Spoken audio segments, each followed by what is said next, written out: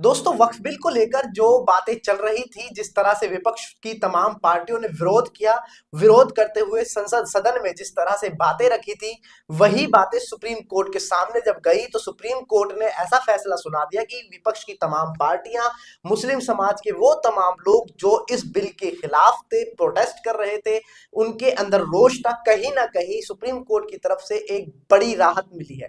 पहली जो है पायदान पर जीत एक बारी को कह सकते हैं, क्योंकि जिस तरह से वक्फ बिल को लेकर सुप्रीम कोर्ट ने बातें रखी हैं, सुप्रीम कोर्ट ने केंद्र सरकार से जो सवाल पूछे हैं वो तल्खी से पूछे हैं, और सरकार के तरफ से जो केंद्र सरकार की तरफ से अधिवक्ता तुषार मेहता थे, उनके पास जो है कोई जवाब नहीं था, वो तिल मिला गए थे। जी हाँ, आपको जिस तरह से बुधवार को और आज यानी गुरुवार को इस वक्फ बिल की लेकर जो याचिकाएं दायर की गई थी उन पर सुनवाई हुई। तकरीबन आज गुरुवार को 1 घंटे की सुनवाई के बाद सुप्रीम कोर्ट ने एक निर्णय दिया जिसपे 3 बड़ी बातें कही हैं। मैं वो आपको बताता हूं, लेकिन उससे पहले मैं आपको बता देता हूं वक्फ बिल को लेकर अभी रोक नहीं लगाई गई है, मगर जब तक सुनवाई नहीं होती है तब तक कोई कार्रवाई नहीं होगी, तब तक जो है इस बिल में जो बातें कही गई हैं उसको लागू नहीं किया जाएगा। आपको बता दें कि सुप्रीम कोर्ट ने 2 बड़ी बातें कही हैं। कोर्ट ने कहा है कि जब तक सुनवाई नहीं होती है तब तक वक्फ की जो संपत्ति है वो वैसी की वैसी ही रहनी चाहिए। की जमीनें हैं, चाहे वो बाय यूजर हो चाहे बाय डीड हो, उनको डिनोटिफाई नहीं किया जा सकता,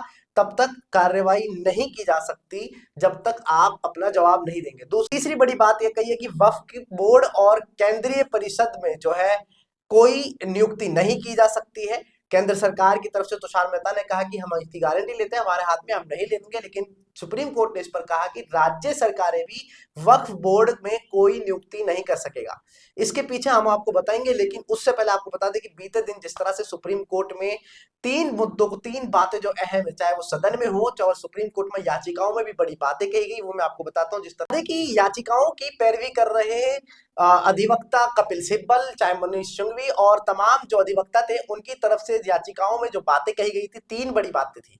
उन्होंने कहा कि ये संविधान के द्वारा दिए गए अनुच्छेद 14, 15, 25 और 26 धार्मिक स्वतंत्रता, धार्मिक धार्मिक संपत्ति की प्रबंधन की प्रबंधी का अधिकार, धार्मिक जो अल्पसंख्यकों के अधिकारों का हनन है, यहाँ पर जिस तरह से दिया गया है इसमें हनन किया गया है। और उन्होंने दूसरी बड़ी बात ये रखी गई कि जिस तरह से इस कानून में स्वतः अब जो है वक्फ बिल में वक्फ बोर्ड में जो है गैर मुस्लिमों को शामिल करना और मजिस्ट्रेट के हाथों में जो है सारे फैसला संपत्ति का फैसला करना, ये उनके अधिकार का हनन है। और जिस तरह से दूसरे गैर मुस्लिम को यानी कि नियुक्ति में बोर्ड में शामिल करना, ये धार्मिक स्वतंत्रता के खिलाफ है, क्योंकि और धर्म यानी कि हिंदू ट्रस्ट वगैरह में ऐसा कोई प्रावधान नहीं है जो मुस्लिमों के साथ किया जा रहा है। इसी पर जो है पैरवी की और सुप्रीम कोर्ट ने इसी को लेकर आज जो टिप्पणी की है वो इन्हीं सब बिंदुओं को देखते हुए की है।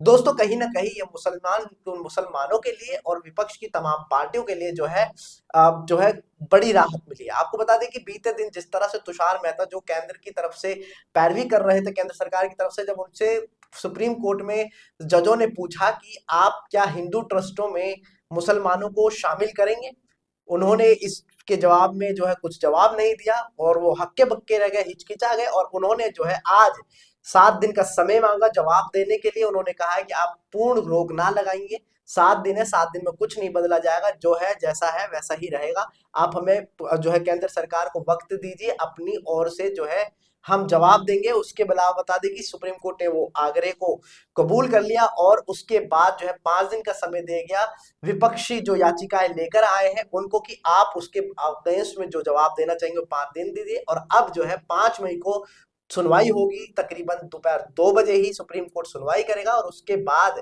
जो फैसला आता है वो देखने वाली बात होगी। लेकिन मुसलमान समाज और विपक्ष की तमाम पार्टियों के लिए ये काफी राहत की बात है। एक तरह से पहली पीढ़ी जो है, पहला पायदान जो है वो जीत की ओर दिख रहा है। दोस्तों, आपका क्या कहना है वक्फ बिल को लेकर, हमें कमेंट में राय दें।